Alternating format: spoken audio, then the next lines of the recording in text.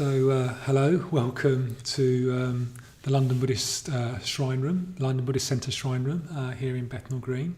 Very, very warm welcome from me. My name is Maitrinita, and I'm going to be co-leading this evening with Maitrinita. So Maitrinita is going to be giving us a talk in a little while, and after a meditation, and then we're going to be finishing with a ritual. This is the rhythm of our Friday evenings here at the Buddhist Centre on a Friday night.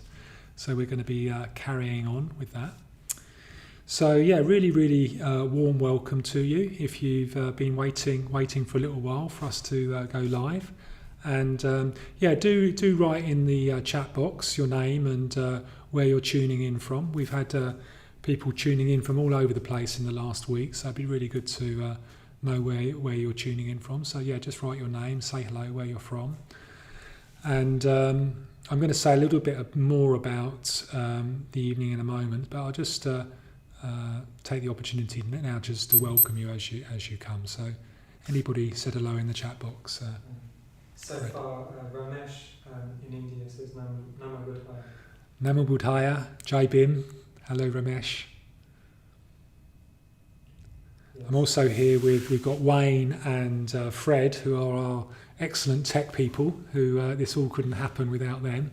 And I'm sitting in front of lots of tech. I've got a light shining in my face. I've got very swish looking camera here, laptops, clocks, a flip chart.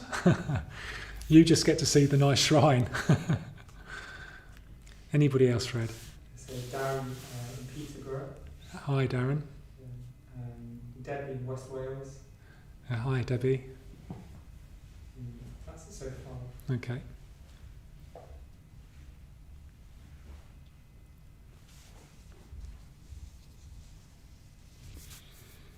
So this might be a good chance to, if you've got, like a space to, just set yourself up comfortably. If you've got a shrine, then do light your shrine. So as I said, it's going to be an evening of practice, and it's really helpful if you have create a good atmosphere in the space that you're in, and then the image behind you hopefully will also add to that atmosphere as well.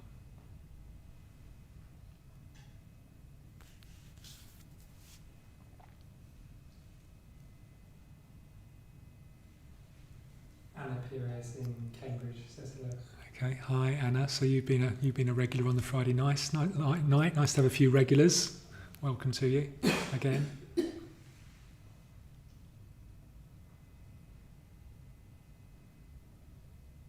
Oliver Matthias in Nottingham. Hi Oliver. I wonder whether you go to the Nottingham Buddhist Centre, Oliver. I hope you know about it. They've got a good little centre there.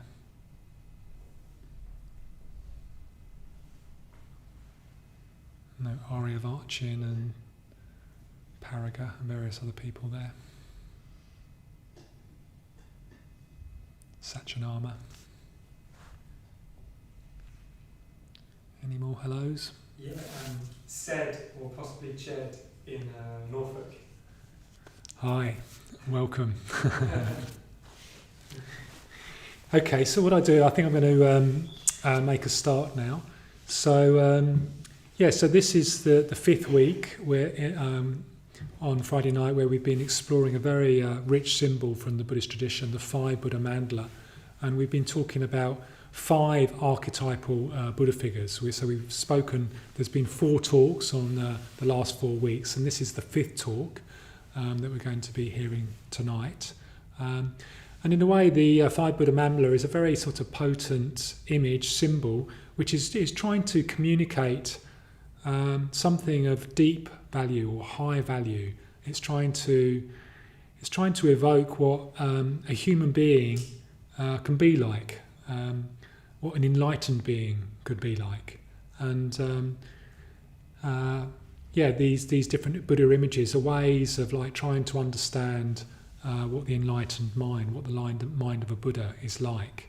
You might have had, if you've been tuning in over the last few weeks, you might have had particular responses on particular evenings, resonated with maybe the colour of the Buddha figure or hand gesture of the Buddha, or what they're sent to symbolise. So it's really good just to sort of like notice your own reactions, and do follow up on any leads that you get from this. I know when I went on a Buddhist retreat, we were doing the 5 Buddha mandala, and I really connected strongly with Ratnasambhava, the golden figure that symbolising great abundance and generosity, and that led me to meditate on that figure for quite a while. So do follow up any leads that you get from this series of talks. If you've just arrived, do set your safe space up well. Light a candle if you can, and set yourself up comfortably. In a moment, what I'm going to be doing is I'm just going to be guiding us through a period of the mindfulness of breathing practice. Well, I'll guide us in to the practice, and then I'll just ring bells to mark the stages. And then I'm going to hand over to Maitrinita, and she's going to give a talk about Vairocana. And then when that's finished, I'll come back, and then I'll say a couple of things about some of the stuff that we do at the centre, and then we're going to do a ritual to finish the evening. Okay, so if you'd like to set yourselves up in your meditation posture, I'll lead us into and through the meditation.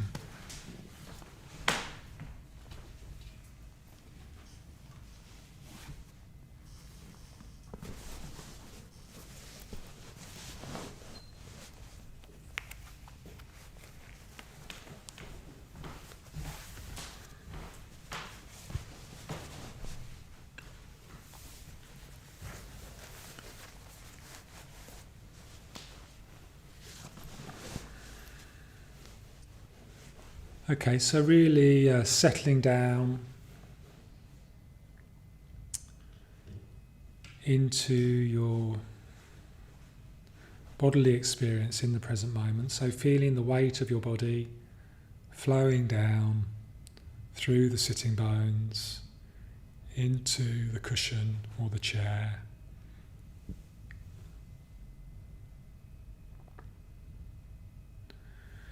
Really taking your place, taking your space within the room you're in.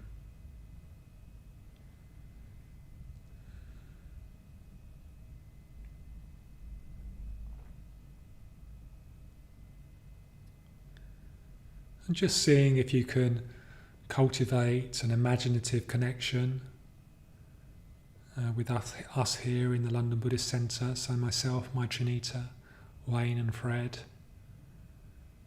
And then we've just heard we've got people tuning in from around the world, so people from Wales and India and Nottingham, people from London, and probably as the class continues there'll be more people arriving. We've tended to be attracting about 30 to 40 people on these evenings, so just having a sense of coming together virtually in this way, practicing online together at the same time, doing the same practices together.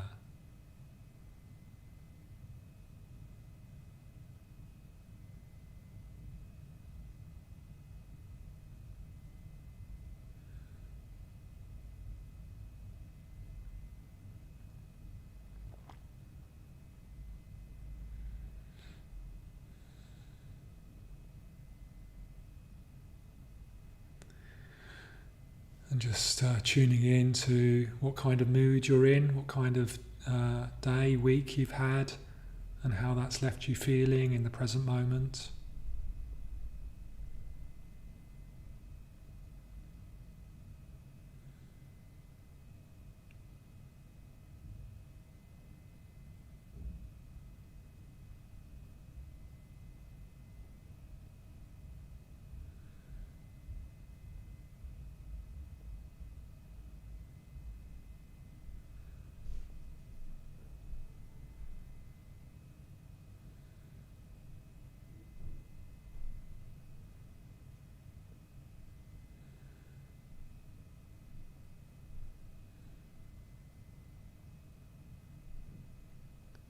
Just exploring your inner world with a kindly curiosity.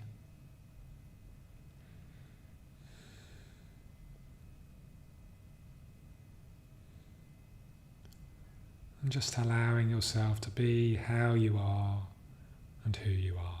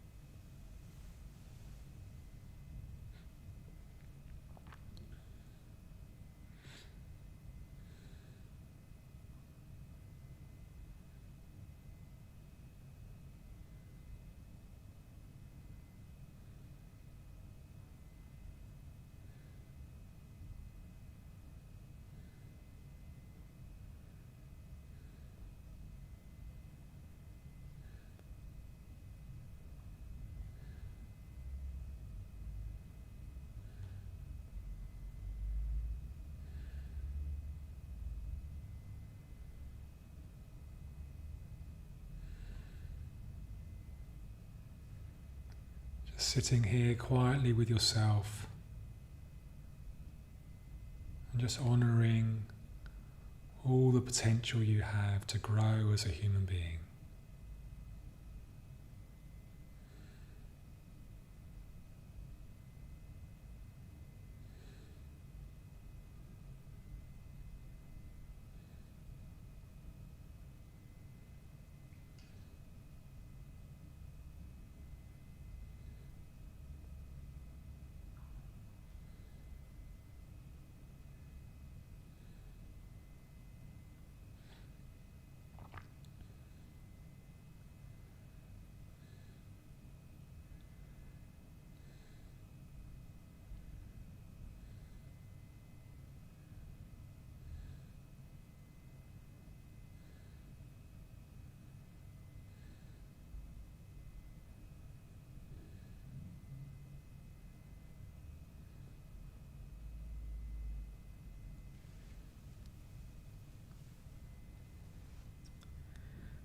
The mindfulness of breathing practice.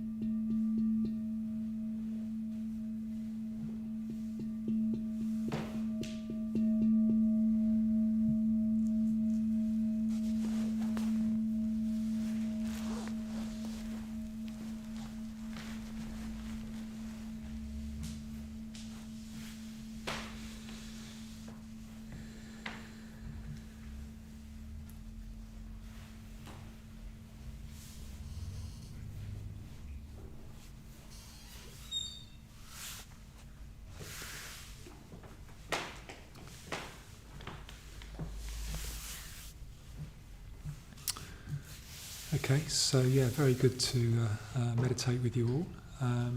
So we're going to move into the second part of our evening. So Maitrinita is going to give us a talk about Vairocana, one of the figures from the Five Buddha Mandala.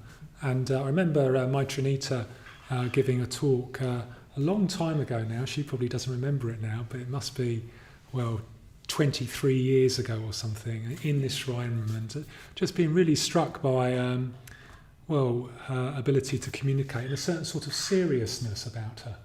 So, and I think she's a serious woman, actually. She's serious about life and serious about herself, and wants good things in the world to happen. And combined with that seriousness, I think she's also got a very kind of a friendly, warm heart as well. So I really enjoy when I meet Maitrinita. I always get a smile and a really sort of friendly hello. So that lovely combination of seriousness and friendliness that Maitrinita, I think, embodies. So she's going to be talking to us this evening about Vairocana. So I'll hand over to her now.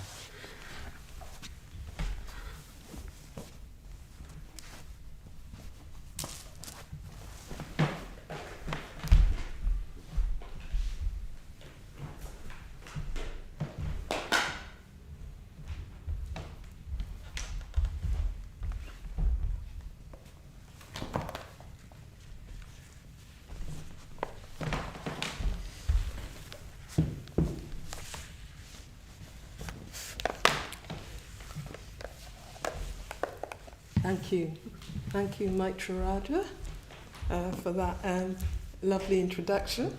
23 years, huh? And welcome to the class, everybody. So, what we're going to do, I've got this, is it Aloka's figure? Yeah. A painting by Aloka. I hope I've said his name right. And it's a painting of Vairocana. So just maybe give you a minute or so to just look at the painting. Invite you to take that the image in. And thank you to Maitrinita for a lovely meditation practice.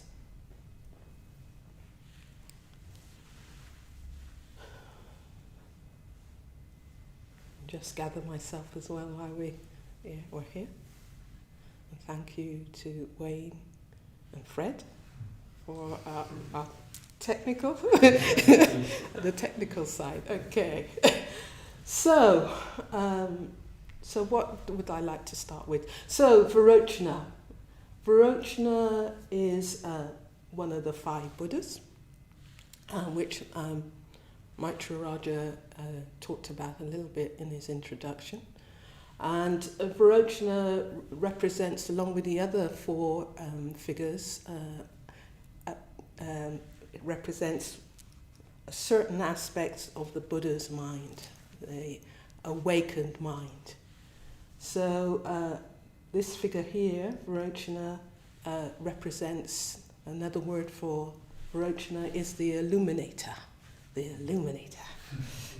I don't know if you remember back in the 80s, the Terminator, in his quest to kill John Connor and save and stop mankind from developing. Yeah. So, well, the Illuminator is the opposite of that. The Illuminator is the Buddha wanting to every person, every living being to achieve their potential. So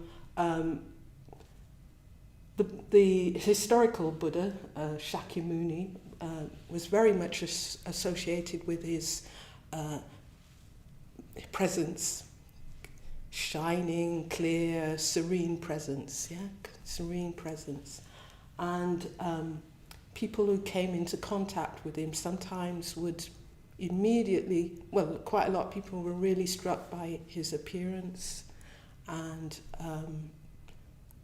the impact of his appearance and the way he talked would immediately to some people becoming enlightened and awakened. And the Illuminator partly stands for being awake, fully awake. And enlightenment, that word, has the it has the image of light in it. So, so enlightenment is a light, a glowing, expansive light. And the Buddha, in the truth he told about impermanence, and in the truth he told about what our lives are the conditions of our lives, was able to illuminate and teach. So, as you can see from this figure, I'm going to talk about the illumination, also about the wheel in Vairocana's hand. I'm going to talk a little bit about its colour, also about the hand movements, the hand gestures, and also a couple of symbols associated with Vairocana. Below, you can't on this picture, some of the symbols are left out, but I will talk about one or two of those symbols. So the first symbol, you can see that Vairocana is sitting on a lotus. And the lotus is a symbol of transformation. It's a flower that's associated with transformation. But below that, which you can't see at this moment in time, there's a plinth, and in that plinth, or his supports, are lions. Lions are associated with Vairocana, and it's the roaring of the lion. And the roaring of the lions are golden creatures to look at. Again, sunlight on snow, that's the colour of this Buddha, sunlight on snow, so that's a golden image. And animals associated with him are lions.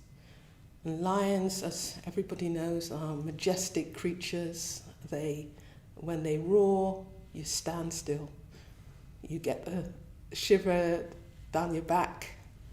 You become fully aware and present and clear. So it's lions are kind of they're associated with a kind of mindfulness as well, because they get very focused, very clear, and you stand still, and you wait, and you take in whatever's around you. So the truth, the lion's roar in Vairocana's world symbol is associated with truth. A truth that's clarity, a truth that cuts through, a truth that makes you stand still and notice.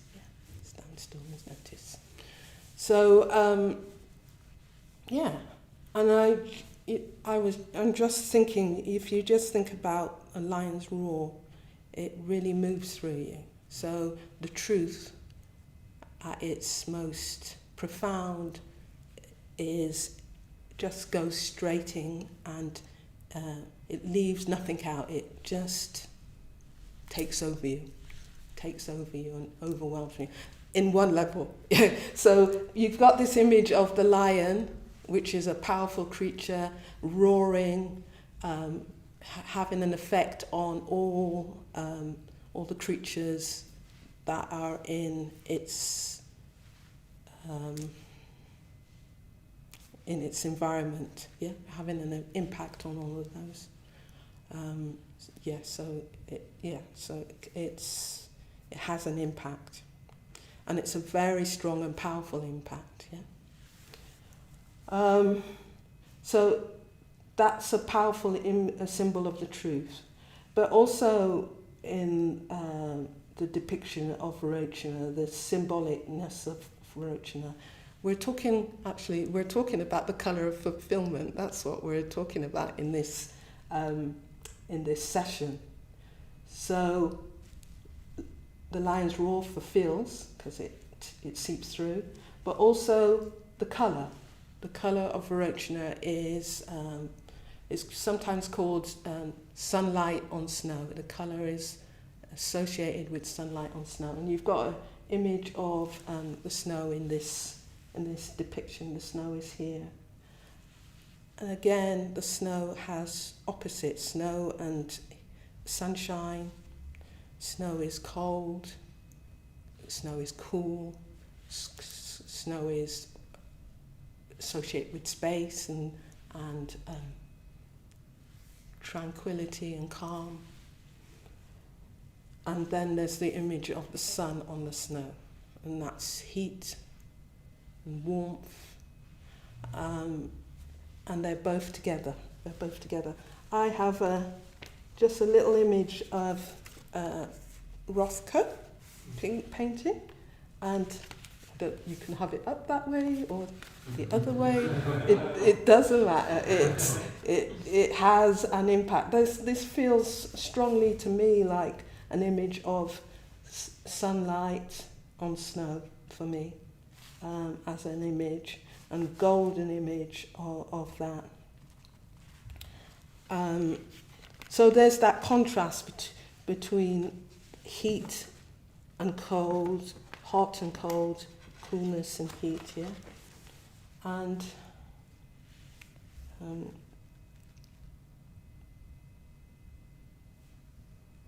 so heat and cold is also associated with, if you think about snow, I was looking up, there's only 5 different types of snow. Right? That's what they say. There's only 5 different types of snow. But every snowflake is individual. You don't get 2 exactly the same. And so when the sun comes through onto snow, it really highlights each individual snowflake. And that's what Vairocana does as well.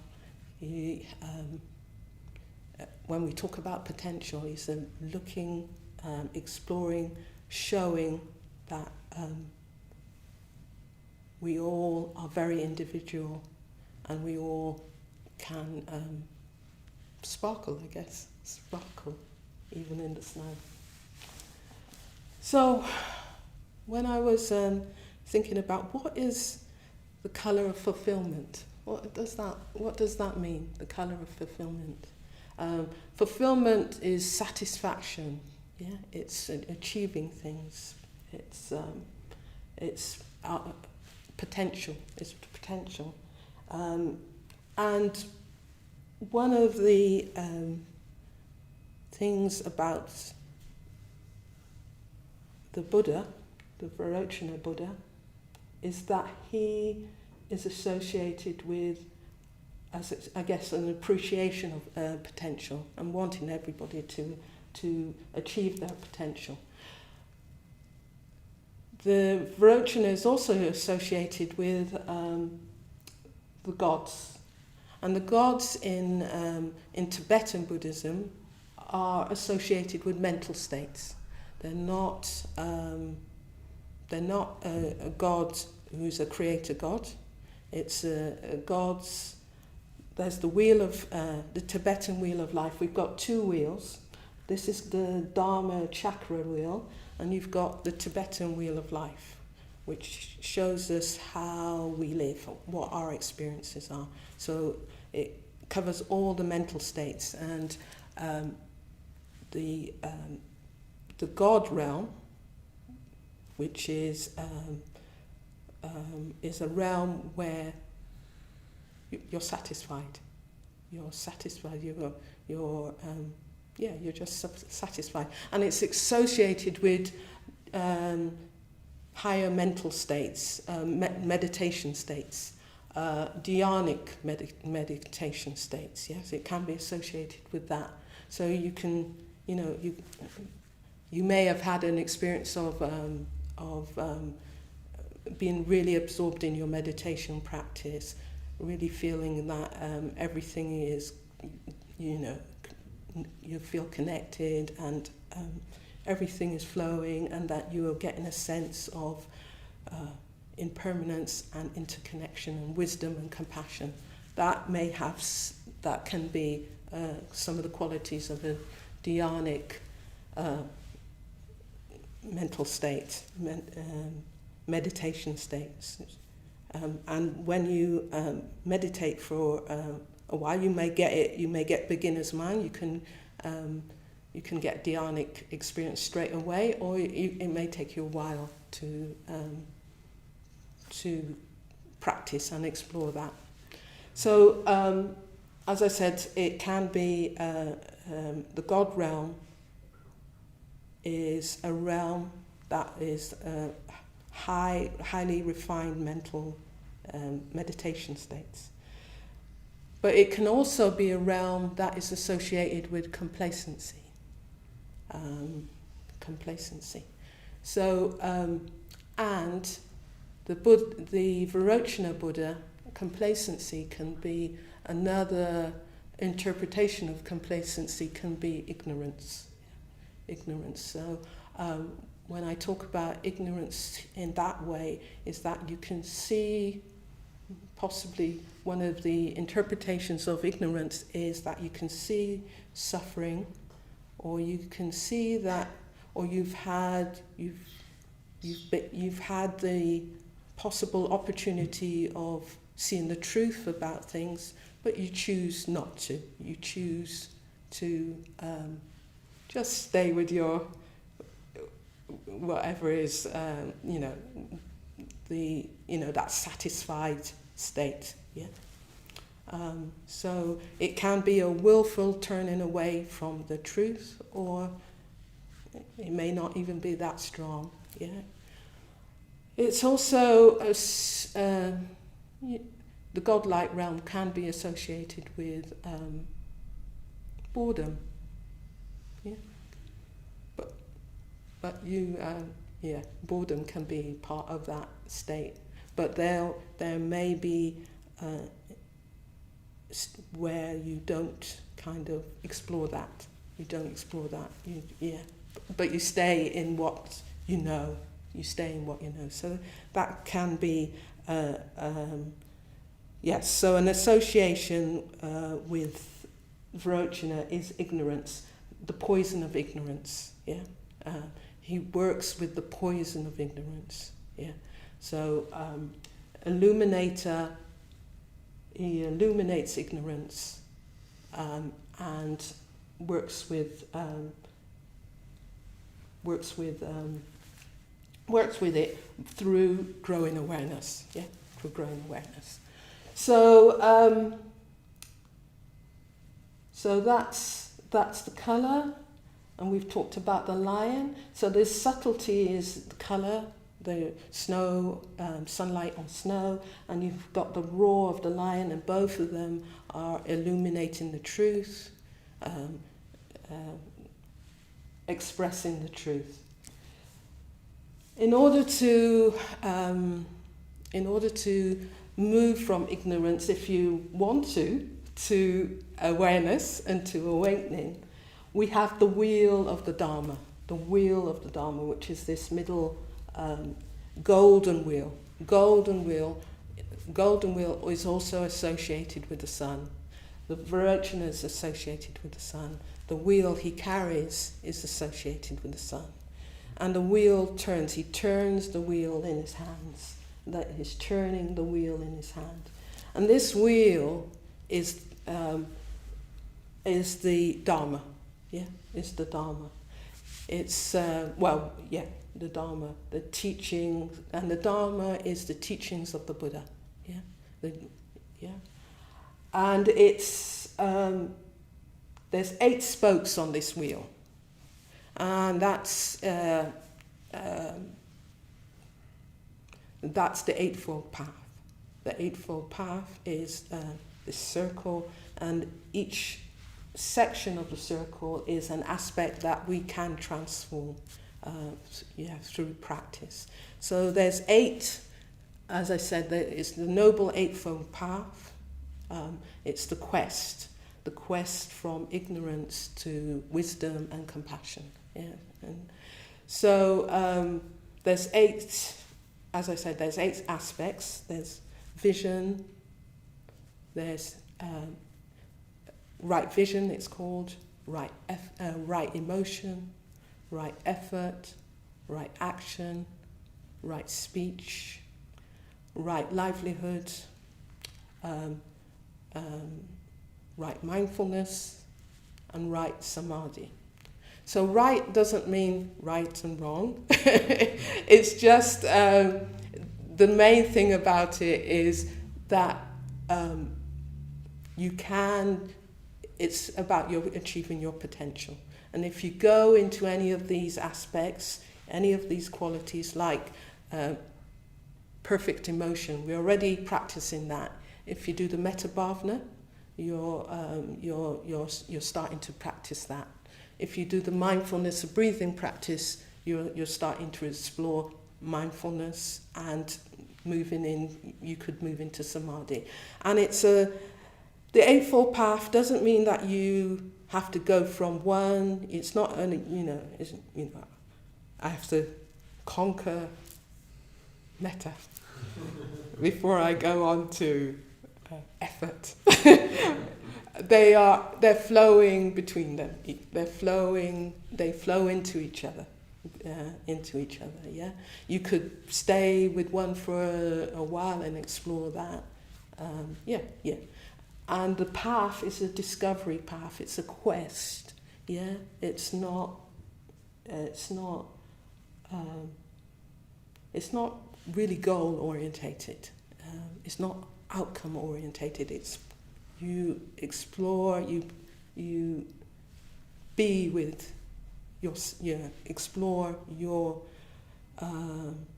It's a path of transformation, self-transformation. So you're exploring who you are, your relationship to yourself, to other people, to the world. So yes, it's not always a linear path. Yeah. So this golden wheel is always turning, and one of the ways to start the path is through wanting to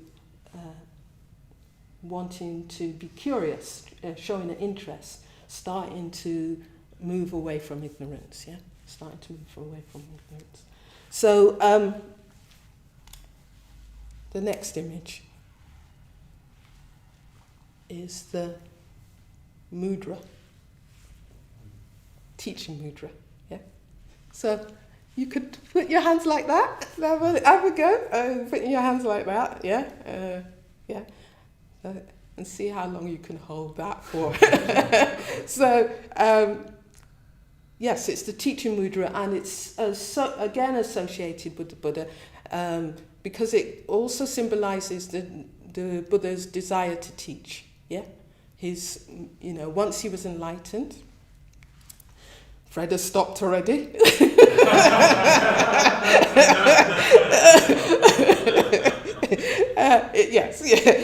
It symbolizes the Buddha's wanting to teach, go outside of his own. The fact that he achieved, you can rest your hands, that he achieved a full enlightenment, but he wasn't satisfied with that. He wasn't satisfied with that. He wanted to, after probably a tiny bit of persuasion, because he didn't know how, initially, how people would take his communication. So, but he did, the Dharma wouldn't be here, Buddhism wouldn't be here without the Buddha's desire to teach, yeah? And that symbol, this touching, is also quite, it's like very fine. It's holding, because sometimes he's depicted just with this, not with the wheel would be further down. Further down. So it's just with this hand mudra, which feels a bit awkward if you were trying to hold on to it for a long time, but it's associated with, I think, it's kind of an exquisite hand movement, exquisite, so fine hand movement. So you've got the roar of the lion, which is power, the power of the truth.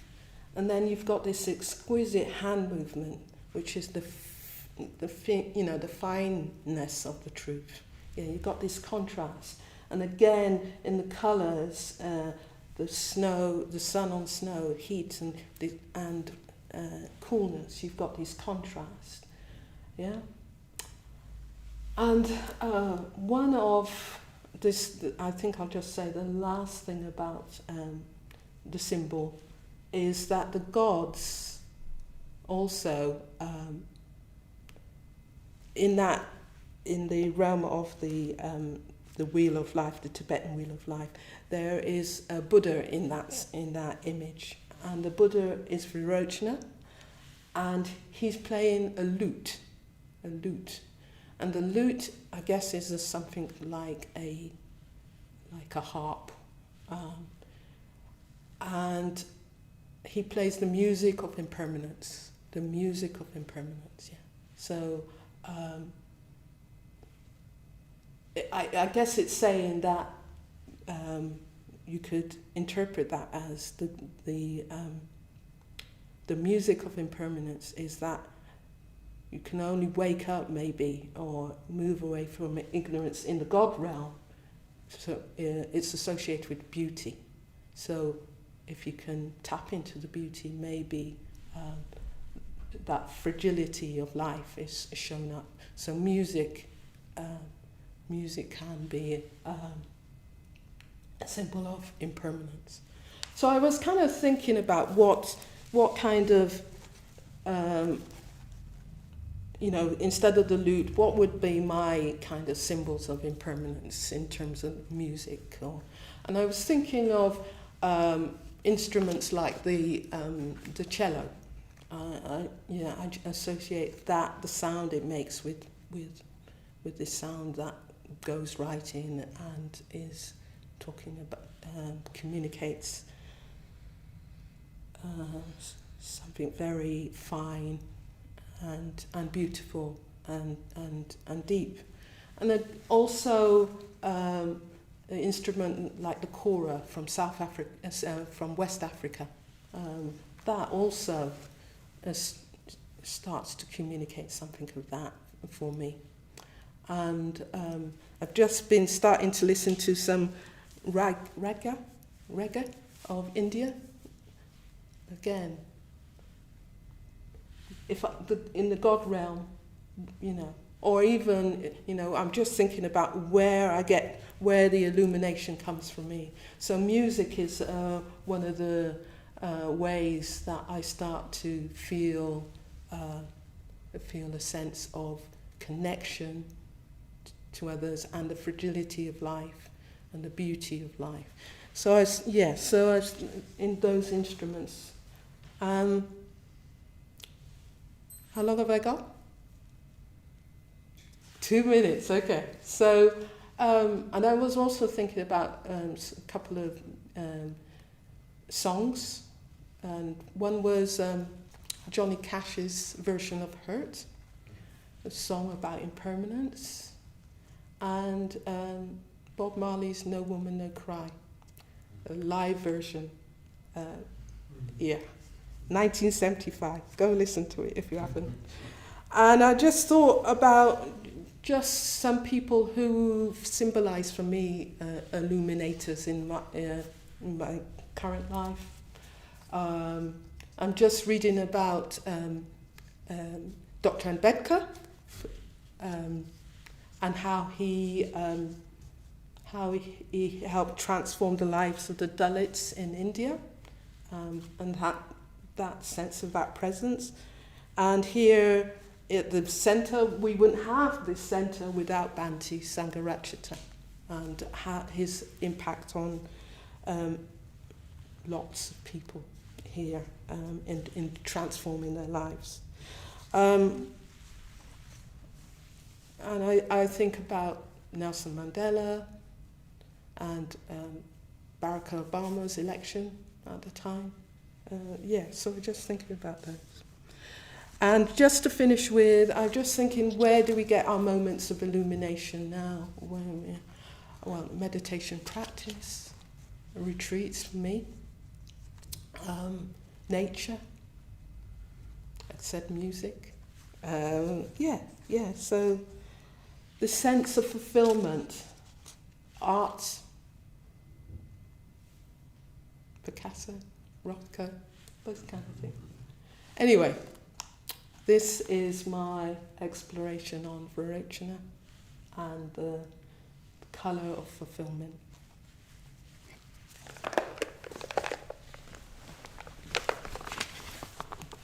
Thank you.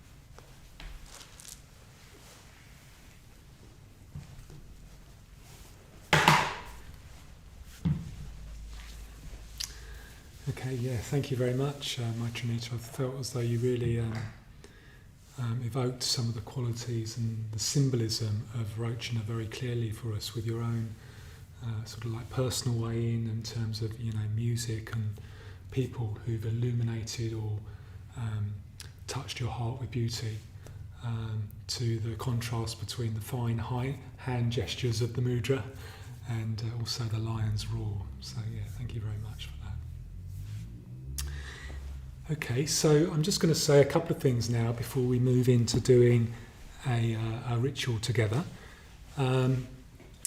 So yes, at the London Buddhist Centre we've been really learning how to communicate the Buddha's teaching in quite a different way during this period of the coronavirus, during the periods of COVID-19, how we can keep making the lion's roar sound resonate through the world in all sorts of different ways. And in some ways it's been completely fascinating to us how with modern technology we can do that even more effectively than we were doing it before. So we've got people from India now listening to us, we've got people from Wales.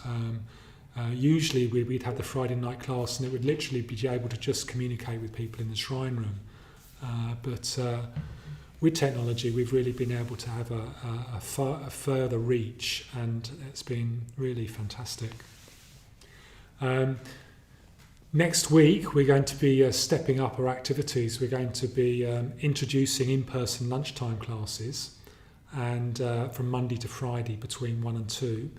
And this is quite a quantum step up for us. And I was just speaking to David, one of the guys I work with in the admin office.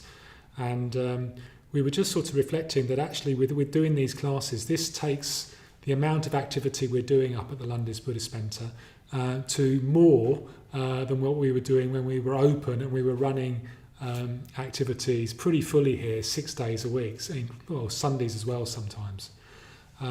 So at the moment we're running a lot of online events like this one, but we're also increasingly running in-person events. And we'd really encourage you to just join in with those as much as you want to. I mean, in a way, we're trying to offering it as freely and as generously and as straightforwardly as we can. Teachings about meditation, teachings about Buddhism, and teachings about health and well-being.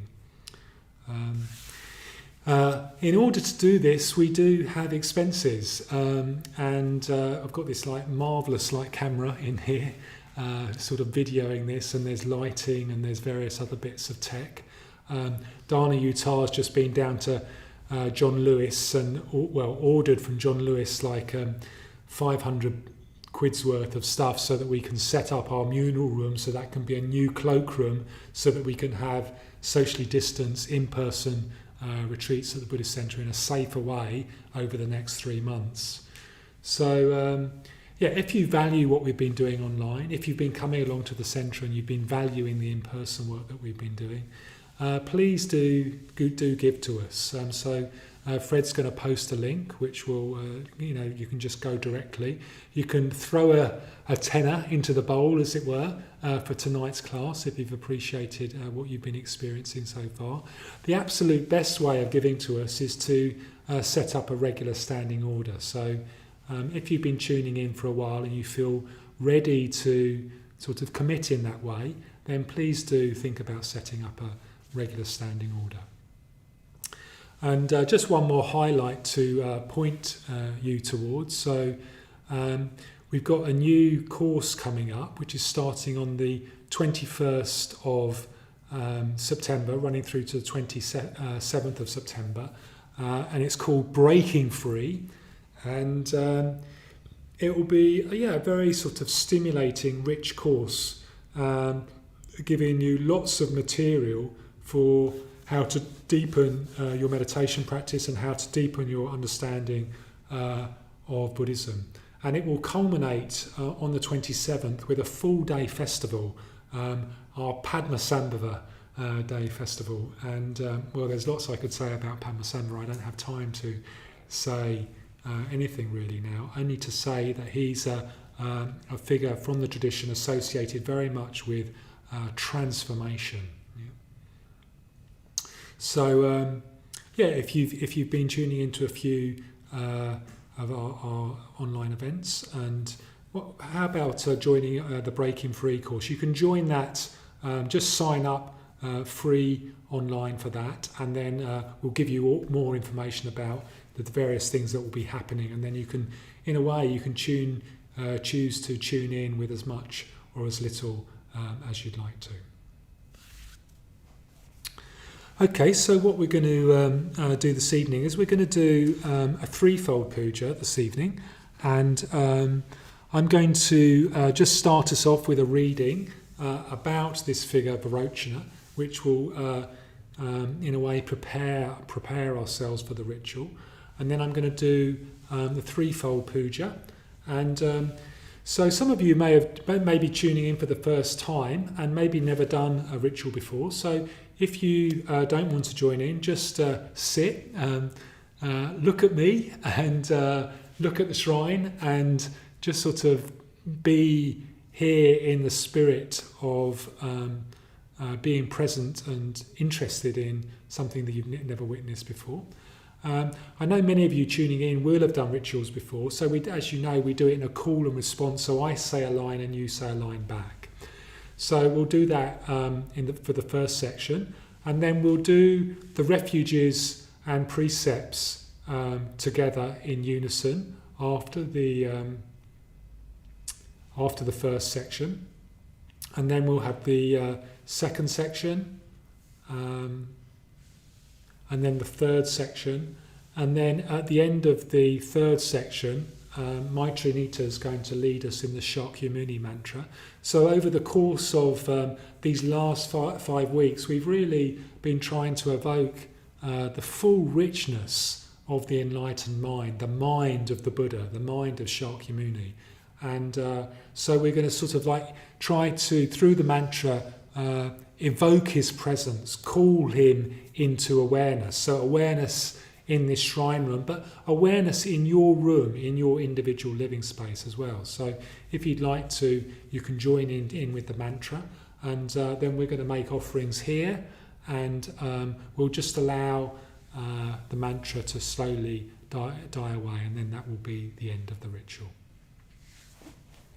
Okay, so if you'd like to set yourselves up in your meditation posture, then we're just going to dim the lights down, and then I'll lead us into... Well, firstly I'm going to give us, as I said, a short reading about Vairocana, and then I'll lead us into and through the ritual.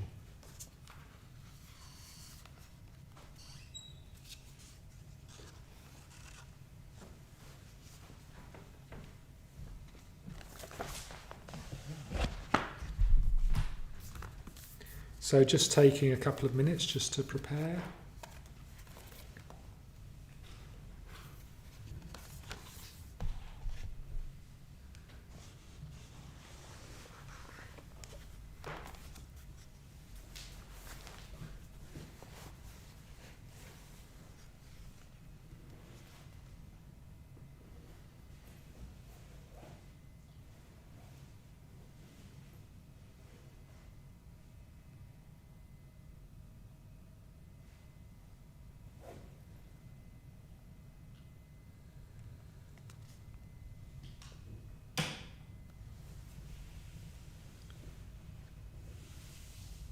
So we have seen that the golden wheel is the sun of reality, towards which we need to orientate our lives.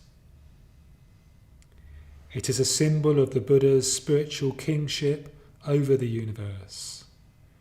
It is also a symbol for the teaching and the need to complete our experience of the spiritual path by sharing it with others. However, there is a further possible interpretation which adds another dimension of meaning. This golden wheel that Vairocana holds could also be seen as the golden circle of the mandala itself. Vairocana sits at the centre of the mandala of the 5 Buddhas, but paradoxically he is at the same time completely beyond it, holding it lightly in his hands, spinning it like a child's toy. Every step on the spiritual path, every step around the mandala is an experience of self-transcendence. This is true not just of the path. Even the goal, Buddhahood itself, is a continuing process of evolution, moving to higher and higher levels in ways we cannot conceive. That is why at the centre of the mandala we meet a Buddha holding the mandala. At the centre of the mandala we transcend mandalas altogether.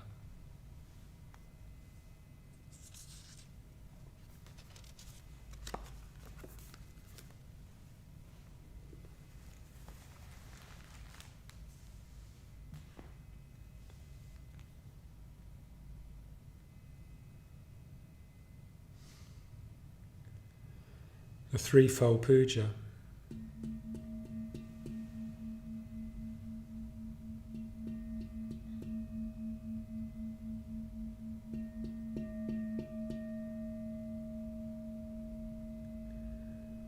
Firstly, opening reverence.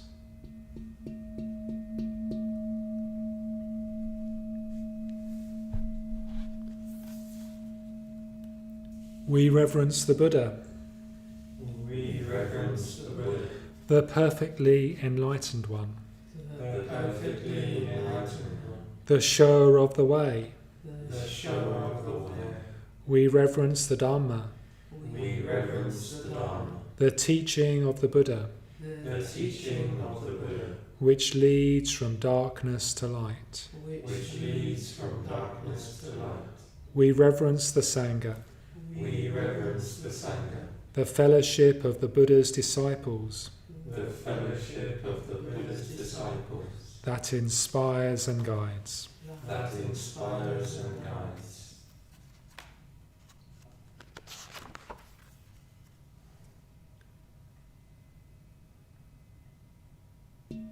The refuges and precepts in unison. Namo tassa bhagavato arahato samma sambuddhassa. Namo tassa bhagavato arahato samma sambuddhassa. Namo tassa bhagavato arahato samma sambuddhassa. Buddhang saranang gacchami, Dhammang saranang gacchami, Sanghang saranang gacchami. Dutiyampi buddhang saranang gacchami. Dutiyampi dhammang saranang gacchami. Dutiyampi sanghang saranang gacchami. Tatyampi buddhang saranang gacchami. Tatyampi dhammang saranang gacchami. Tatyampi sanghang saranang gacchami. Panatipata Vairocana Sikkhapadam Samadhiyami. Adinadana Vairocana Sikkhapadam Samadhiyami. Kamesu mechachara Vairocana Sikkhapadam Samadhiyami. Musavada Vairocana Sikkhapadam Samadhiyami. Suramerya Majja Pamadatana Vairocana Sikkhapadam Samadhiyami. Sadhu, sadhu, sadhu. With deeds of loving kindness, I purify my body. With open-handed generosity, I purify my body. With stillness, simplicity, and contentment, I purify my body.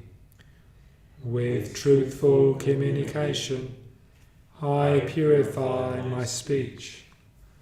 With mindfulness clear and radiant, I purify my mind.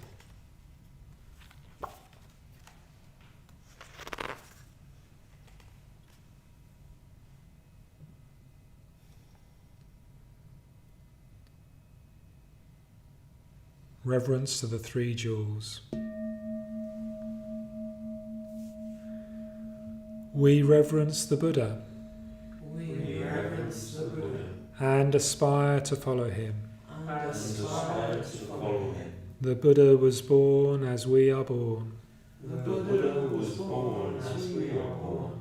What the Buddha overcame, What the Buddha overcame, we too can overcome. we too can overcome. What the Buddha attained, What the Buddha attained, we too can attain. we too can attain. We reverence the Dharma We reverence the Dharma and aspire to follow it. and aspire to follow it. With body, speech and mind until the end. With body, speech and mind until the end. The truth in all its aspects, The truth in all its aspects. the path in all its stages, The path in all its stages. we aspire to study, We aspire to study, practice, practice, realize. realize. We reverence the Sangha We reverence the Sangha and aspire to follow it. and aspire to follow it. The fellowship of those who tread the way. The fellowship of those who tread the way. As one by one we make our own commitment. As one by one we make our own commitment. An ever widening circle, the Sangha grows. An ever widening circle the Sangha grows.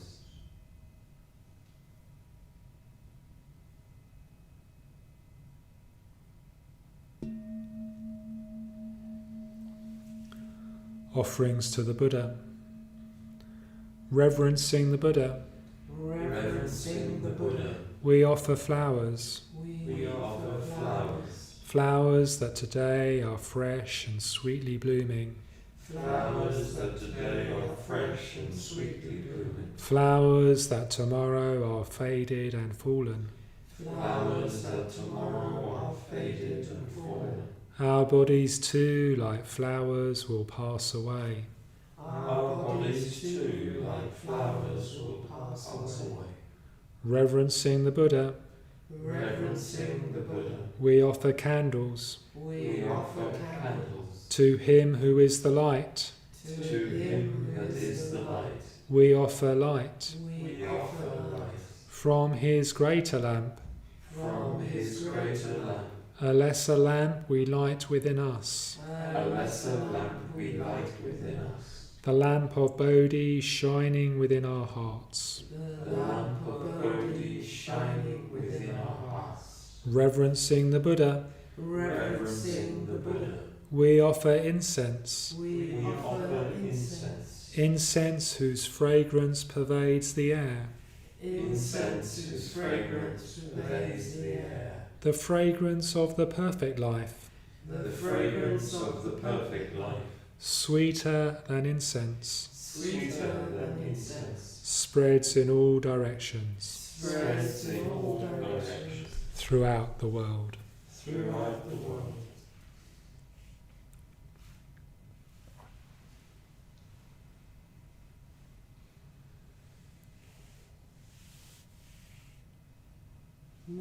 Muni, Muni,